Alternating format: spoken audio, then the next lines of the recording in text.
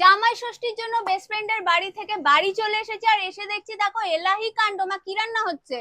বিরিয়ানি হবে। জামাই ষষ্ঠী আবার কিসে? জামাই নেই, জামাই একটা গিফট কর।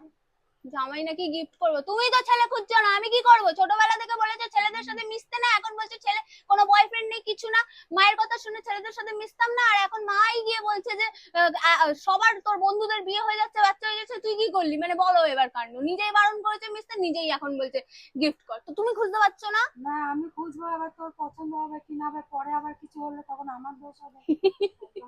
মানে মানেটা কি? মানে আমার ঘাড়ের উপর আমি দোষ চাপাবো? আমি ছেলে খুঁজে বিয়ে করবো, তারপরে যদি কিছু হয় তারপরে তুই তো দেখে বিয়ে করেছিস তাই জন্য হয়েছে? আমি দেবো মানে না।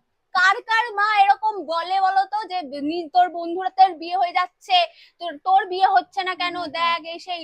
অবশ্যই জানিও। আর দেখো মা এখানে আদা রসুন কাটছে, আর আমি এখানে আলু নিয়ে বসে পড়েছি। আলু ছুলবো, বাইরে বৃষ্টি পড়ছে, ঠান্ডা ঠান্ডা ওয়েদার, ও বিরিয়ানি জমিয়ে খাওয়া হবে। আহা।